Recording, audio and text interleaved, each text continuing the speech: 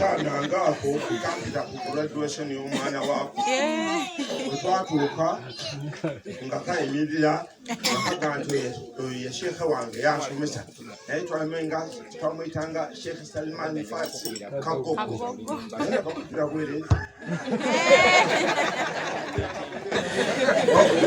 wallahi zinali mukambwe mahali teri mwana kunasomesa kana jita kaino baka inajita wewe balitukwatira ku chef kali obake najita alhamdulillah muda walifa ababasaza alhamdulillah kana naso alhamdulillah rabbil alamin arrahmanir rahim ntonaye mwalimu sio shepete ntonaye mwalimu alhamdulillah rabbil alamin arrahmanir rahim naye mwalimu mwambitanga Salman Farsi Kagogo ngamba kubira ekigambo ekyitibwa hafu ebera kafu ebera kafu ayin ebera ayin hamza ebera ki swad ebera ki no god ha weberani abakyala elifta yazi abakyala yafu ha ate babulira nnyo era bw'olaba omukazi ayatula ha ng'emigo gye bamukubako gyali nyingi ate fe abasajja emigo gye bamukubanga gyali mingi nnyo nasoma bismillahi rahmani rahim nga bano bayimamuva mu mizikiti gye mukisaaliza katolwali webale kusoma busomesa abantu tebaagala busomesa ate banga nti hafidhul Qur'an omuwala hafidhul Qur'an alhamdulillah mama wange Allah akusasire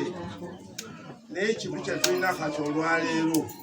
omwana ngo yasoma Qur'an agikwata najja afuna omusajja akuba endobo Allah nga harufu asikuba ndobo ate ayagala yaba amusaza alhamdulillah rabbil alamin wamugambako arijalu kawamunana tozera musiri olwekyo nsaba Allah tabaraka wataala amusajjanga naye hafidhu nsaba Allah tabaraka wataala omusajja nga kiki hafidhul Qur'an bannabbi bonna teriyo nabbi ataasoma naye ng'okusoma kwina oteekeko okubeerukugumiikiriza ennyo insha Allahu taala ojja kulyanga mwana wa mwami nkugambye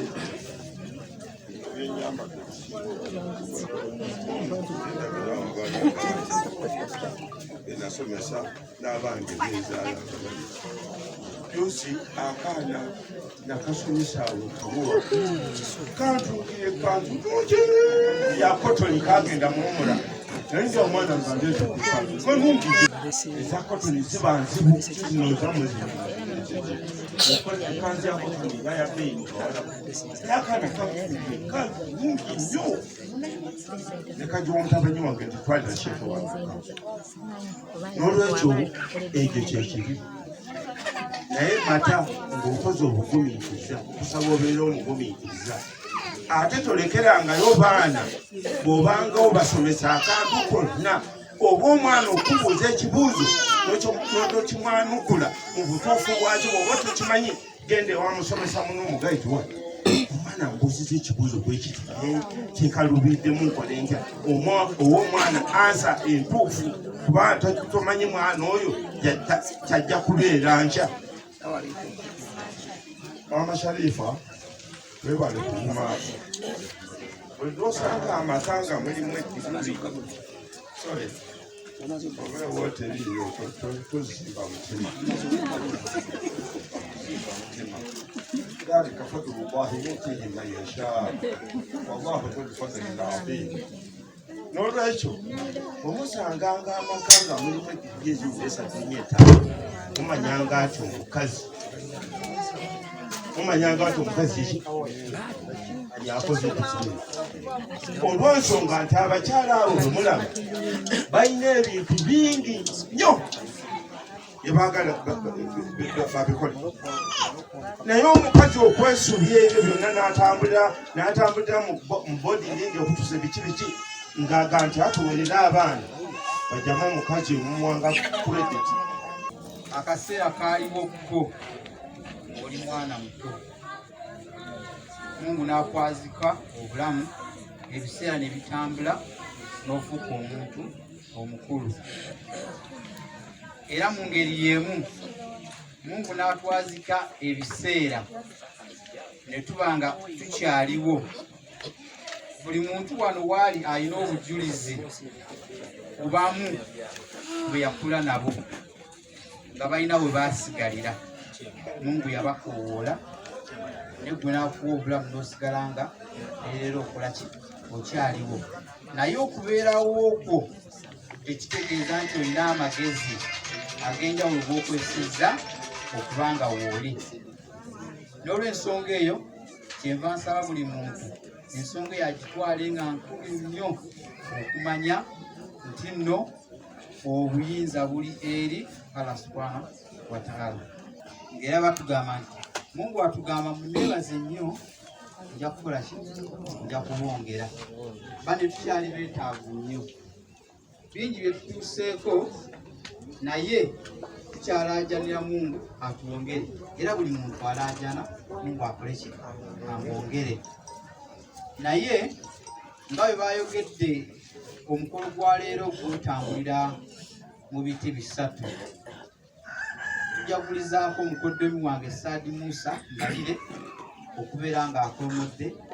digiri nga yeegatta ku baasooka ate era n'asabibwa okubeera ng'ayongerako muwala waffe Kirabo Idaaya olowooza erinnya twalonda ddungi era Mungu n'atukwasizaako tukyamusaba bingi nga bwe ŋŋambye naye erinnya lye twamuwa erya Kirabo era ndowooza ebirabo akola ki atuleetera omwana oyo ye mukulu jja muno Kirabo Idaaya mwebaza okubeera nti nno bane Qur'ani tesomeka kubanga ye byamanyi zibangamba nti butuufu yampisa era mwebaza okubeera ng'awaddeyo kinene okubeera ng'asomye ate n'aba ng'akikoze mu bbanga ttono kuba abadde yakamala P7 ne n'agaana ne Qur'ani kankole ki kangisome webale nnyo webale eddala ekirala tubayise wano mutwebalizeeko Mungu subhanahu wa ta'ala okubeera nga tusobodde okufuna omuzimbo guno